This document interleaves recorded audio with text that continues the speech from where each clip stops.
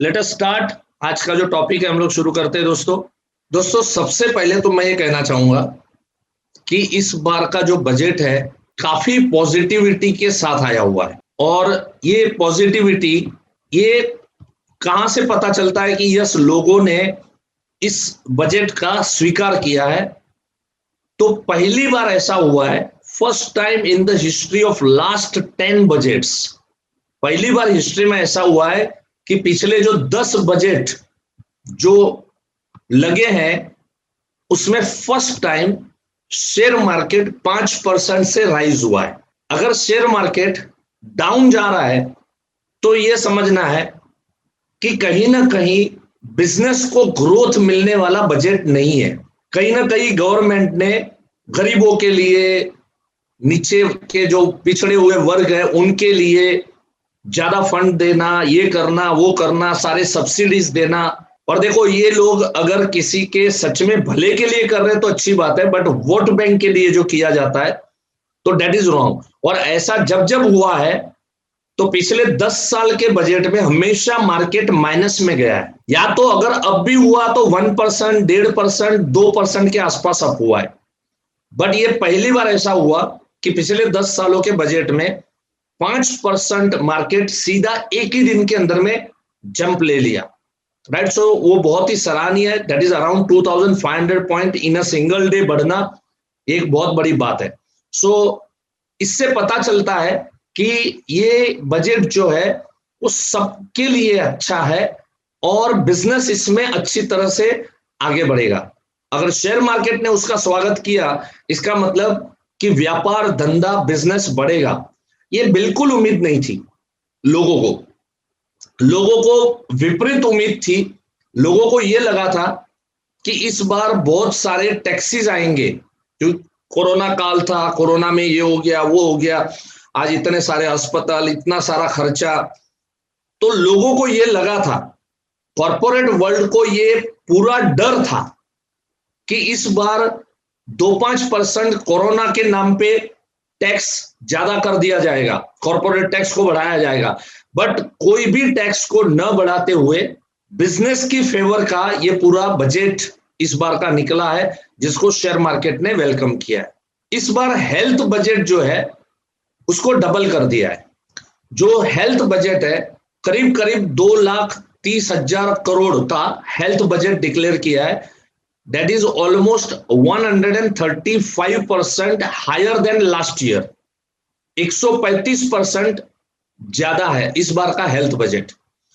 दोस्तों इससे मैं आपको ये कहूंगा कि हेल्थ बजट बढ़ने से लोगों में अवेयरनेस अबाउट हेल्थ की बढ़ेगी, और हेल्थ की अवेयरनेस अगर बढ़ती है तो हेल्थ इंश्योरेंस के ऊपर हमारे जो भी दोस्त काम कर रहे हैं उन्होंने देखा भी होगा पिछले 6-8 महीने के अंदर में जिन्होंने भी हेल्थ इंश्योरेंस का काम किया है, ट्रिमेंडस राइज आया, ट्रिमेंडस प्रीमियम आया।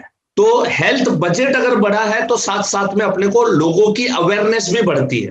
हेल्थ बजट के अंदर में चलो ठीक है कि गरीबों को इसमें ज्यादा बेनिफिट दिया जाएगा, अस्पताल के अंदर में जो कुछ, और आजकल ऐसी बहुत सारी सेवाएं चल रही है, अच्छी बात है। बट जब इसकी एडवर्टाइजमेंट होती है ना तो आज बहुतों को यह लगता है कि आई एम कैपेबल इनफ, यार मुझे किसी गवर्नमेंट के किसी स्कीम की, किसी सब्सिडी की मुझे जरूरत नहीं है, बट यस मुझे मेडिक्लेम लेना चाहिए। हमेशा मैं कहता हूं कि एक कंपनी एडवर्टाइजमेंट करती है, आज life insurance corporation of India एक कंपनी थी और वो एडवर्टाइजमेंट करती थी, और उसका जो काम हो रहा था उसकी जगह पे और 20 कंपनियां जब आई और लाइफ इंश्योरेंस की ऐड करना शुरू किया तो LIC का बिजनेस अपने आप बढ़ा क्योंकि अवेयरनेस अबाउट लाइफ इंश्योरेंस बढ़ा। तो उसी तरह से अगर ये हेल्थ के ऊपर अगर बजट के अंदर में डबल कर दिया गया, मतलब क्या है, अभी होर्डिंग लगेंगे, बैनर लगेंगे, हेल्थ के बारे में, अवेयरनेस के बारे में चेतावनी दी जाएगी।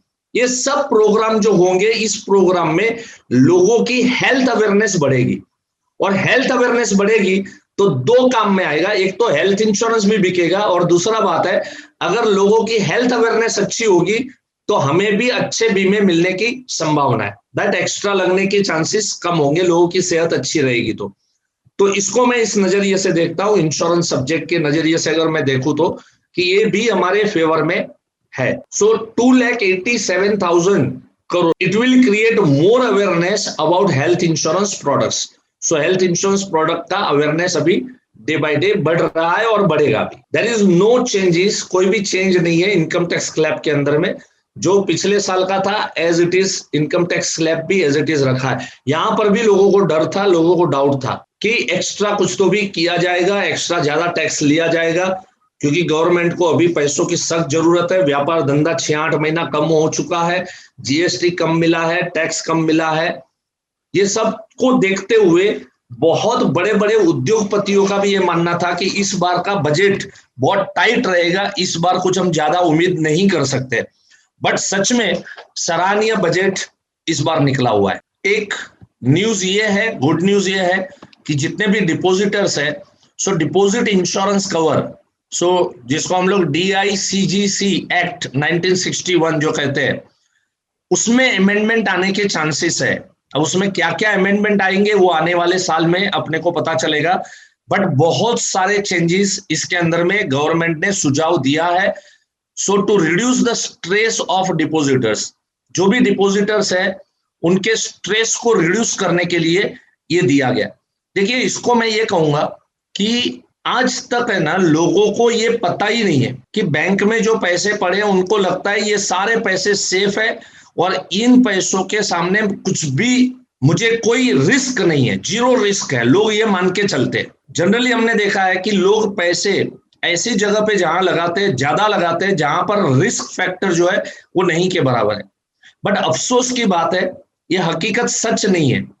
हकीकत आप सबको मालूम है, जिन्होंने भी फंडामेंटल कोर्स किया है उसमें बहुत डिटेल में मैं आपको बताता हूं कि वहां पर 1 लाख रुपए तक का पैसा तुम्हारा सेफ है।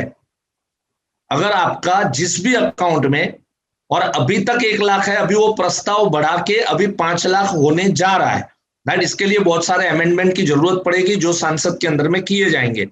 सो दैट 1 लाख रुपीज से अभी बढ़ के वो 5 लाख ज्यादा से ज्यादा हो सकता है। तो अगर मेरे बैंक अकाउंट के अंदर में इंक्लूडिंग डिपॉजिट्स, राइट, ऐसा नहीं है कि डिपॉजिट सिक्योर्ड हो जाती है, मेरे बैंक अकाउंट के अंदर में समझो कोई ओल्ड एज इंसान है और उसके पास 20 लाख रुपया फंड आया है। जनरली क्या है, आंख बंद करके नहीं, बैंक सेफ है ऐसे करके लोग लगा देते हैं। बट इसकी अवेयरनेस हो रही है। और देखो, ये एक अच्छी बात है कि जब इस तरह से बजट में जब आता है और बजट के एनालिसिस लेके आप सबके सामने जा रहे हो, तो आप इनडायरेक्टली आप उनको बता सकते हो कि ये क्यों आया। आज ये जो रूल जो अभी अमेंड होने जा रहा है, ये क्यों अमेंड होने जा रहा है? Because sir, deposit insurance cover जो है, इसके अंदर में मैक्सिमम आपकी सिक्योरिटी है 1 लाख रुपीस की। लेकिन अगर आप life insurance corporation of India के साथ अगर आप जुड़े हैं, तो वहां पर आपके अमाउंट की सिक्योरिटी है भरा हुआ पैसा बोनस के साथ। सेक्शन 37 के अंतर्गत आपको 100% सेफ है। एक गवर्नमेंट आपको लिख के दे रहा है, LIC आपको लिख के दे रहा है।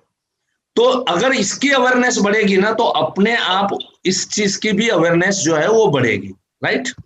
पेंशन इनकम, ये बहुत एक अच्छा पॉइंट है हम लोगों के लिए।